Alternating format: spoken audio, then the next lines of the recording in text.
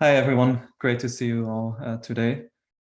So my name is Oskar van Rest. I work at Oracle on property graph technology. I'm based in California, where Oracle's headquarters used to be before they moved to Austin in Texas, the headquarters 1.5 years ago. Let's see, right. So in the past, I've presented about PGKL, property graph query language, before, because that's what I've mostly been working on. This presentation is a little bit more high level. I hope there will be some interesting ideas for everyone. So first of all, what is a converged database? This is a concept that was already invented before we added property graphs, but it basically means that you have one database with all your data that can handle different data models, such as relational, JSON, XML. So because especially large customers, they have different use cases and they want to use these different models, use the benefits of these different models and link everything together and integrate everything. So for property graphs, there's actually 3 data models that are very relevant for anyone who wants to use our product, namely relational tables, because the primary way for users to create property graphs using Oracle is by starting off with existing relational tables. Those are then mapped into property graphs. So property graphs, they are like a view. They're not views, but they're like a view because their data is stored in the tables. This doesn't mean that every user necessarily every graph user have to work with tables, because it could be that one user kind of creates the initial graph and needs to know about the mapping to tables. And then there could be a user that just queries a graph and doesn't even know how the data is stored in the tables. And then there's JSON, because data stored in relational tables is all structured and statically typed, but there's use cases that have semi-structured data. So then one way is XML, but I think our recommended way, newer approach, is JSON. And we allow JSON data to be incorporated into property graphs. And I will show more details in the next few slides. And then we have 2 query languages here on the right. So there's PGKL. We either translate PGKL queries into SQL or PL/SQL, specifically like shortest path parts of the queries are translated into PL/SQL, sometimes also recursive width. But you can also run PGKL in this graph server PGX, which is a highly optimized engine specifically for graph traversal. And you can load graphs into PGX. You can synchronize. For example, you can say every 10 seconds synchronize. And you can store results back. So you can do a query in PGX and store the result as a table in the database. And then there's SQL, which could already query relational database model, JSON, XML, various other models. And now there's also property graphs being added to SQL. So I have 2 slides on the languages and then going more into details about the mapping between tables and graphs and how JSON can be incorporated. So first about SQL. So SQL is one of the 2 languages being developed at the ISO JTC1 SE32 committee, and GQL being the other one. So I saw that Keith Hare, who is the convener of this committee, is giving a presentation tomorrow, so he can give a lot more detail about these languages and the development of them. So SQL PGQ is the property graph extension for SQL. The release timeline is that this month the major functionality should be finalized, and then the ISO publication should happen sometime around spring next year. And the capability will be to create graphs and query property graphs. So PGKL is what we currently offer in our product. PGKL is now being further developed in alignment to SQL PGQ. So one of the extensions we recently added to PGKL is the create property graph and drop property graph statements from SQL PGQ. Here I'm showing a PGKL query and one example graph. So the query finds all shortest path between account 10,039 and 2090. So that's these 2 accounts. There's 2 shortest path. And then we do some aggregation to aggregate all the account numbers along the path. And then you get this result. So there's 2 paths, and we see that each path has 4 vertices. These are the account numbers. So how to create a property graph? For that, we use this create property graph statement, which was developed under SQL PGQ. So what it allows you to do is start from existing tables, and then you can say, I want to map this table into vertices. So for each row, you get a vertex, and I want to map this table into edges. So you get 3 nose edges. It can handle all kinds of tables. So if you look at the Ldbc schema, every edge table, every edge is a separate table, just like here, like we have nose and student of. But in practice, it's actually very common that tables are merged together in some way. Like, for example, there's basically one table that contains both data for vertices and edges. For example, employee managed by employee. This is just one employee table with a foreign key into itself. And you can still use this syntax to create a graph out of this. You will just use the employee table both as vertex table and edge table. And in this way, you don't need to change your existing data. You can load your existing data. You can create views on top of it if necessary, and use a view as a vertex or an edge table too. In the previous slide, the red parts were left away. So this is the exact same create property graph statement, but this time with keys. So keys and source keys and destination keys for edges are only necessary if the existing data does not already contains foreign keys that you can default to. So this is just showing the full syntax without relying on existing primary and foreign keys. And these tabular property graphs, they are statically typed. So that means the entire graph schema is known. You know exactly what labels are contained in the graph and what the properties are. And this can be very helpful. So here on the top right, we see this query where we try to get the first name of a post or a comment. And in the Ldbc schema, only persons have a first name. And because we know the schema of the graph, because it's all statically typed, we can give this kind of error where we say, okay, property first name does not exist for any of the specified labels. But there are users who have semi-structured data. And for that, we recommend to use JSON. You can, so Oracle database already supported JSON strings for a long time, since 21C, release 21C. Oracle now also has a native JSON data type. So instead of storing JSON as a varchar, you store it as a JSON. And this gives much better performance and has some other benefits. What you can do, this is an example in PGQL, you can match a person, and then this person can have a JSON property, address, and then you can extract the city out of this property. And the city, this could be an arbitrary JSON path expression. In the most extreme case, you want everything to be flexible, and you just have like one JSON object per vertex, one JSON object per edge. And inside a JSON object, you put all your fields of your vertex or edge. But you can also mix things. So you can have some properties being regular columns and other properties being values inside JSON columns. This example 2, what this is showing is that because if you use this JSON value, it can get your query can get pretty complex, because every time you want to access a field, you're going to have to use this JSON value, so your query gets kind of bloated. But you can also use this JSON value inside your create property graph. So then you basically, instead of having any complexity in your select queries, you one time create a property graph and put the complexity in there. From that moment onward, you can just access the fields inside JSON as a regular directly as a vertex or edge property. A lot of work is being done to integrate property graph into the cloud. I'm not personally working on this, but a big part of our team is. So a couple features I wanted to highlight.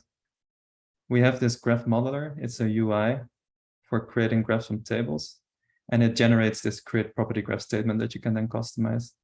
So you start with a set of tables and you say, okay, I want this selection of tables, and then it will automatically try to suggest what are the vertex and edge tables based on existing foreign keys. And then you can, using the UI, you can customize the labels, the property names, and then at the end you get this create property graph and you can execute it. And then once you have created your graph, we have these notebooks allow you to write a PGKL paragraph or other types of paragraph. And then the result can be shown as table or visualized as graph, or you can show bar charts, other types of charts. And all this is fully integrated into Orca Autonomous Database. It has been released, or it's available since 1 or 2 years. And being fully integrated means it benefits from features that are developed outside of the graph team, such as like this activity monitoring. One slide on visualization. So this visualization is available in the cloud, but also a standalone application. So you can do a PGKL query. This one finds all shortest path. So we have these 2 paths again. And then we kind of unnest the path so that each edge is returned, and then it creates this subgraph from the 2 results. And then you can do all kinds of things like expand neighbors, change colors, labels, and embed this on our website. So finally, some update on our experience with Ldbc. So we have been using Ldbc to get a better idea of how well we perform against competitors, but also how our own implementations perform against each other. So we have we're comparing like PGX against PGKL translated into SQL or PL SQL. We can handle all the 20 BI queries, which are the most complex workload, but it does require some workarounds. Specifically, some queries need to be split up into multiple queries, where the first query is an update query that writes to some temporary property, so some intermediate results. And then the final query kind of takes all the intermediate results and produces the final result. I mean, ideally, we would not have to break things up, but this requires some enhancements to PGKL. So ongoing work is adding subqueries and interval support, because Ldbc requires you to add days to date and hours to a timestamp. And we want to also continue and want to look at mixing read and write queries, because so far we have only focused on read-only queries. And we want to cover both workloads, both interactive and business intelligence. Then I have one more slide, but this for people who want to download the slides can look at these use cases later. So these are some of our big customers. So we have PaySafe, payment processing company, Kaisa Bank, also payments, of course, and then Viessmann, which is a German manufacturer of heaters and cooling systems, and they have a big bill of material. So thank you very much, and let me know if there's any questions. Thank you, Oskar. Many questions. First, Alistair. Hi, Oskar. I have 2 questions, actually. The first is, can you express the schema of an allowed JSON document so that you can extend the schema you described for the property graph to specify exactly what kind of JSON document could be present as a property? And my second question, well, actually, let me just start with that question. It depends on your answer, what my second question is. So the schema, yeah, whether you can define the schema of the JSON. I mean, the only thing with this kind of approach in this example 2, here it basically becomes statically typed, because you are saying, okay, there exists a city and you can specify a data type. I think by default, otherwise it would be a string. So in that sense, right, at this point, like after creating the graph, that's like a view over the JSON document, yeah. Right? You're saying, I'm going to define city as the result of this query, yeah. And what I'm talking about is saying up front, there's a JSON schema for a class of JSON documents. I want to use that as a type. So that first name, that's a bad example, but personal information is actually always going to look like this, and it's a JSON schema, and therefore I know something about the kind of valid JSON queries that I could actually execute on that property. Do you have that facility at all? We may, but I'm not sure. I'm not. There's all kind of JSON support, and I'm probably not the right person to ask because I haven't done too much with it. Yeah.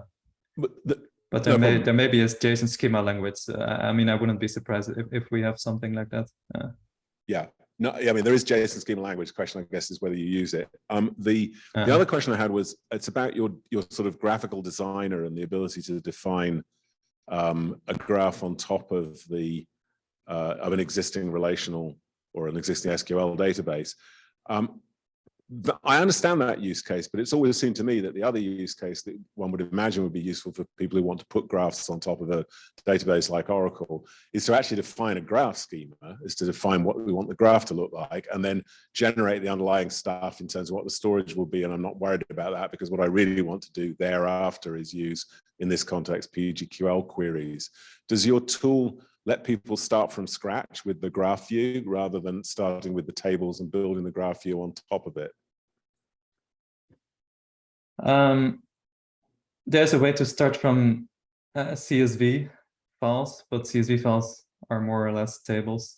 But yeah, you could load CSV files into PGX server directly and then technically not use tables, but there's not really a way to start with like start defining your graph schema without specifying JSON files or tables underneath. Okay, thanks. Yeah. Hi, Oskar, it's Leonid here. You mentioned that you can output the result of your select as potentially as a graph. And I just wonder if it's a fixed algorithm, say like in Neo4j browser, or if it's something that can be customized by the user, and if so, how? So what would be customized the visualization? You can just specify how you view. So you essentially have a tabular representation, and there's not a unique way of viewing that as a graph, right? There could be many different ways. So in fact, Neo4j just shows a particular one. I mean, you can think of other possibilities, right? It's even in Neo4j, there are like some parameters you can just actually set, and you just say, you know, the question is, you know, whether you output like everything that belongs on a path, whether you just only output, you know, when you output nodes, for example, when you output edges, whether both endpoints of the edge are present in the output, or whether maybe just one is present and then you add edge. You can think of many parameters you can add, right? And I just wonder if it's like something, one specific way that you do things. And if so, how you would compare with Neo4j, or if it's something that you let the user say how you view your tabular output as a graph. Okay, yeah, it all depends on what you select in the select clause. So you don't have to select the full path. For each edge, okay, for each edge that you selected, automatically adds the source and destination products because you cannot visualize an edge without source and destination. But if you have a more complex queries with multiple variables, you can only select a subset of the variables, and it would only visualize those vertices and edges. And instead, I mean, here we are selecting entire vertices and edges, but you can also just select vertex and edge properties or vertex and edge IDs, and it will automatically visualize the vertex or edge object and then the other properties. So that is the way to kind of only visualize partial results by selecting subset of variables. Okay, very good. I have a final question. What do you miss from the Ldbc workloads? Is it RPQs? What would you add to cover in terms of choke points and query features? I think in the past, I noticed especially that the recursive queries are there are a lot of recursive queries on tree structures, which require kind of different implementation than queries on non-tree structures like person knows person. But I think there were some new queries being added in the most recent refactoring of. So maybe this is handled better now, because I think we especially optimized for like non-tree in the beginning, non-tree structures, and then it appeared we were actually pretty slow with these tree structures. So we have three traversals, like give me all the child messages and descendant messages, or you can just grab the root post of a given message, but it turns out that people just materialize this in their data sets. So it's no longer an actual tree traversal. It's just a very simple view maintenance problem that they need to deal with. So indeed, that's maybe something that we have to consider adding. Yeah, and I saw you also added weighted shortest path queries now, which is something I think that was also missing in the past. So, yeah. Okay, so Angela has one more question. Hello, Oskar. This is Angela. Angela. I have a question about the comparison, because you said you are currently studying the performances of PGQL versus SQL PGQ in your last slide. I understand that you are not done yet, but do you have preliminary results on this? Yeah, this one. Yeah. Yeah, no, I think nothing we can share right now, unfortunately. Thank you. But yeah, we're just internally trying to, and we're still working. I mean, we do an iteration each time, and then we find out we're still lacking some features, so we're adding it, and then a few months later, we can finally like try again and see what we cover. But we don't have anything I can share today. Okay, thanks, Oskar, again. Thank you.